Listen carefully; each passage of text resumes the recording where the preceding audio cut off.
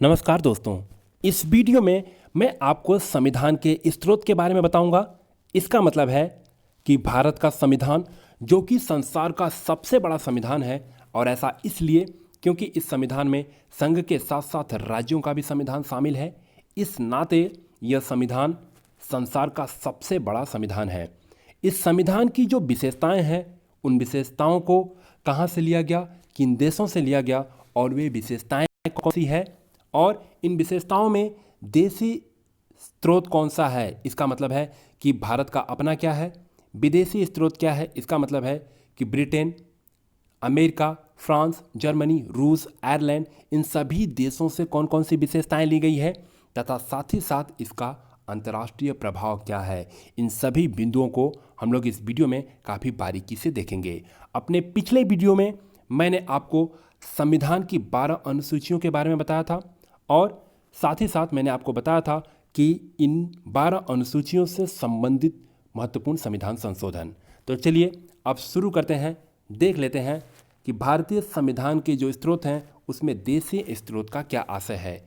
यहाँ पर देशी स्रोत का मतलब है कि संविधान बनाते समय संविधान सभा ने प्राचीन भारत से जो तथ्य लिए थे वे सभी देशी स्रोत हैं। इसी के साथ ही आपको याद होगा कि भारत में ईस्ट इंडिया कंपनी आई थी, और यह कंपनी 1858 तक भारत में शासन की, तथा इसके बाद भारत में 1858 में भारत सरकार अधिनियम 1858 लाया गया, और इस अधिनियम के तहत भारत ब्रिटेन की संसद के प्रत्यक्ष शासन के अंतर्गत आ गया। और इस समय देश में राष्ट्रीय आंदोलन चल रहे थे, और इस आंदोलन के दौरान नेताओं ने जिन चीज़ों की मांग की थी उन सभी चीज़ों को भी देशी स्रोत में शामिल किया गया है। तो चलिए अब देख लेते हैं विदेशी स्रोत का क्या मतलब है।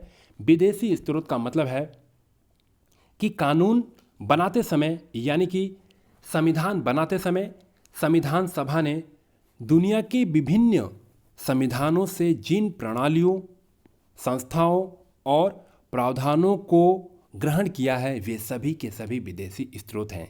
इसी के साथ ही साथ संविधान बनाते समय संविधान सभा के जो सलाहकार थे वे बी.एन. राव नियुक्त किए गए, और बी.एन. राव ने विभिन्न देशों का दौरा किया था, और अपने दौरे के दौरान इन्होंने एक कामकाजी दस्तावेज तैयार किया, और उस दस्तावेज को इन्होंने प्रारूप समिति के सामने प्रस्तुत किया। अब यहाँ पे प्रारूप समिति के बारे में कुछ महत्वपूर्ण पॉइंट देख लेते हैं। तो सबसे पहला जो पॉइंट है वो है प्रारूप समिति का गठन 29 अगस्त 1947 को किया गया था। प्रारूप समिति में कुल सदस्यों की संख्या 7 थी, और इसके जो अध्यक्ष थे वे थे डॉक्टर भीमराव अंबेडकर।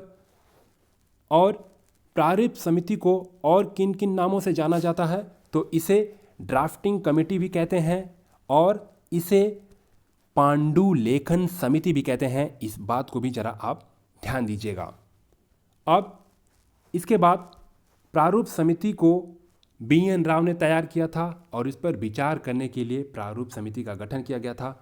और बी.एन. राव, जिनका पूरा नाम है बेनेगल नरसिंह राव, ये संविधान सभा के सदस्य नहीं थे और ना ही प्रारूप समिति के सदस्य थे। इस बात को भी आप लोग ध्यान रखिएगा।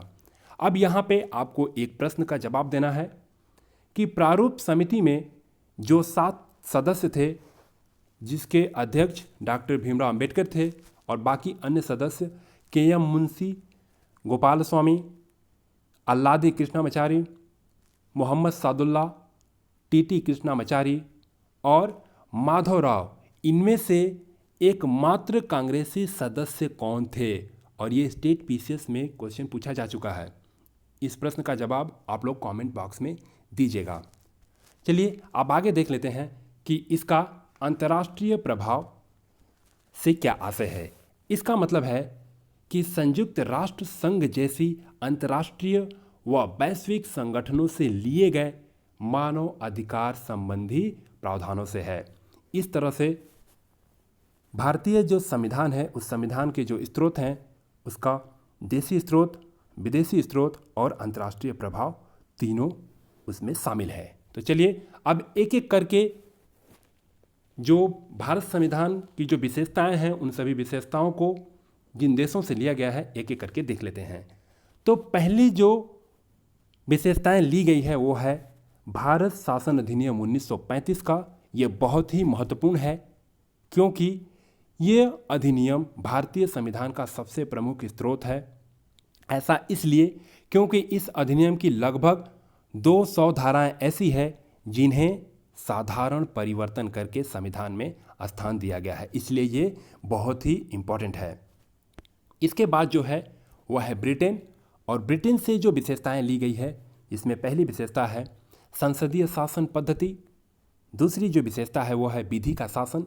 इसका मतलब है कानून के सामने सभी बराबर हैं और कानून के पालन में भी सभी बराबर हैं। इसके बाद तीसरी जो है विशेषता वो है एकल नागरिकता। इसका मतलब है कि भारत के जो नागरिक होंगे उन सभी के लिए एक ही नागरिकता होगी। चौथा जो पॉइंट है वो है विधि निर्माण प्रक्रिया। पांचवा जो पॉइंट है वो है द्विसदन पद्धति यानी कि लोकसभा राज्यसभा। छठवां जो पॉइंट है वो है संसद एवं विधानमंडलों के सदस्यों के विशेषाधिकार। सातवां जो पॉइंट है वो है मंत्रिमंडल का लोकसभा के प्रति सामूहिक उत्तरदायित्व। देखिए इन बिंदुओं को आप लोग काफ़ी बारीकी से देखिएगा क्योंकि एग्जाम में डायरेक्टली वन लाइनर क्वेश्चन पूछे जाते हैं और प्रश्न इस तरह से पूछा जाता है कि मंत्रिमंडल किसके प्रति सामूहिक उत्तरदायित्व होती है, तो यहाँ पे जो जवाब होगा वो होगा लोकसभा के प्रति। आठवां जो पॉइंट है वो है राष्ट्रपति की संवैधानिक स्थिति। नौवां जो पॉइंट है वो है स्पीकर का पद यानी कि लोकसभा के अध्यक्ष का पद। 10वां जो पॉइंट है वो है लोक सेवकों की पदावधि। और 11वां जो पॉइंट है वो है सर्वाधिक मत के आधार पर चुनाव में जीत का फैसला। इसका मतलब है कि चुनाव में जो व्यक्ति सबसे ज़्यादा मत पाएगा वही चुनाव जीता हुआ माना जाएगा। इसके बाद आयरलैंड है, और आयरलैंड से जो विशेषताएं ली गई है वो पहला है राज्य के नीति निर्देशक तत्व, दूसरा है राष्ट्रपति के निर्वाचन की पद्धति, और तीसरा है राष्ट्रपति द्वारा राज्यसभा में साहित्य, कला, विज्ञान और समाज सेवा के क्षेत्र में जो 12 सदस्यों का जो मनोनयन करते हैं राष्ट्रपति, इन चीज़ को भी आयरलैंड से लिया गया है। इस विशेषता को आयरलैंड से लिया गया है। आगे देखते हैं, आगे है जर्मनी, और जर्मनी से जो विशेषताएं ली गई है वो है आपात उपबंध। अब यहाँ पे आपको एक बात ध्यान देना होगा, संविधान के भाग 18 में राष्ट्रीय आपात का उपबंध है और यहाँ पे 3 तरह के आपात का उपबंध है। पहला जो है आर्टिकल 352 में राष्ट्रीय आपात का उल्लेख है। दूसरा जो है वो है 356 अनुच्छेद 356, इसमें राष्ट्रपति शासन का उल्लेख है। और तीसरा जो है वो है आर्टिकल 360 जिसमें वित्तीय आपात का उपबंध है। और एक और आर्टिकल है जो कि 365 है, और इसका मतलब है कि केंद्र सरकार के द्वारा दिए गए निर्देशों का यदि राज्य सरकार पालन नहीं करती है, उसे नहीं मानती है, तो राष्ट्रपति द्वारा वहाँ पर राष्ट्रपति शासन लगाया जा सकता है। इसके बाद देख लेते हैं दूसरा जो पॉइंट है वो है राष्ट्रपति को आपातकाल के समय मूल अधिकारों को स्थगित करने की शक्ति दी गई है। अब आगे देख लेते हैं, फ्रांस है। फ्रांस से जो विशेषताएं ली गई है वो है गणराज्य, और आपको मैं बताया था कि गणराज्य का मतलब है रिपब्लिक, जो कि भारत का जो प्रमुख होगा वो राष्ट्रपति होगा और उसका चुनाव होगा। इसका मतलब होता है गणराज्य। और दूसरी जो विशेषता है वो है स्वतंत्रता, समानता और बंधुत्व के आदर्श, जो कि फ्रांस की क्रांति से लिए गए हैं। इसके बाद है रूस, और रूस से जो विशेषताएं ली गई है वो है पहला मूल कर्तव्य, और दूसरी जो विशेषता है वो है सामाजिक, आर्थिक और राजनीतिक न्याय। इसके बाद है अमेरिका, और अमेरिका से जो विशेषताएं ली गई है वो पहली है संविधान की प्रस्तावना, यानी कि जो प्रस्तावना है वो अमेरिका से लिया गया है। दूसरी जो विशेषता है वो है संविधान की सर्वोच्चता, यानी कि देश में संविधान सबसे सर्वोपरि होगा। तीसरा जो है मूल अधिकार। चौथा जो है संघीय व्यवस्था, यानी कि भारत जो है राज्यों का संघ होगा। और पांचवा जो है न्यायपालिका का स्वरूप।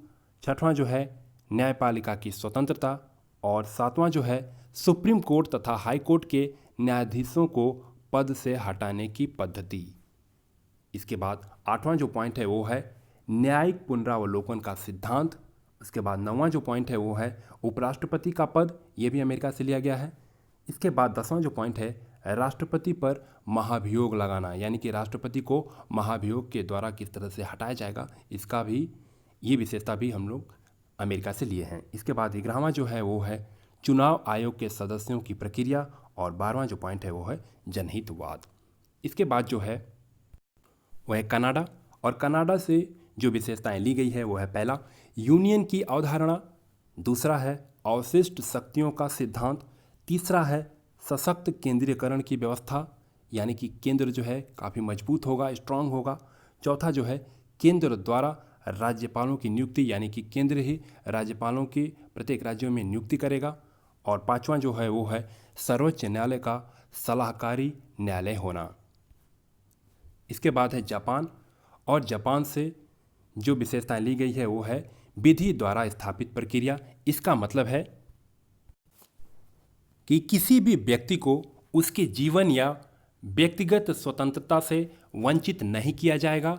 विधि द्वारा स्थापित प्रक्रिया एक सकारात्मक विधि की अवधारणा है।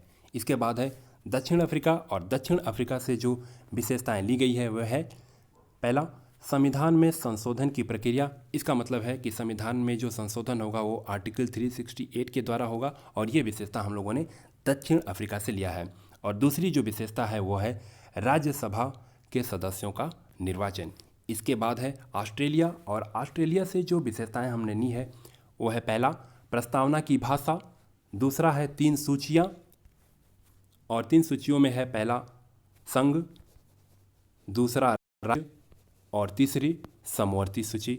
ये जो हम लोगों ने लिया है वो ऑस्ट्रेलिया से लिया है। इसके बाद तीसरा जो पॉइंट है वो है संसद के सदनों की संयुक्त बैठक, यानी कि जॉइंट सेशन, और चौथा जो पॉइंट है वो है अंतर्राज्यीय परिषद, यानी कि इंटर स्टेट काउंसिल की जो विशेषता है ये हमने ऑस्ट्रेलिया से लिया है। इस तरह विभिन्न देशों के संविधान की विशेषताओं को लेकर भारत के संविधान में शामिल किया गया है। भारत के संविधान में देसी, विदेशी तथा अंतर्राष्ट्रीय तीनों स्रोत शामिल हैं। यही कारण है कि भारत का संविधान भारत में इतनी विविधता होने के बाद भी सभी को एक धागे में पिरोकर रखा है। तो इस तरह इस वीडियो में इतना ही। अपने अगले वीडियो में मैं आपको संविधानवाद के बारे में बताऊंगा। तब तक के लिए धन्यवाद। जय हिंद।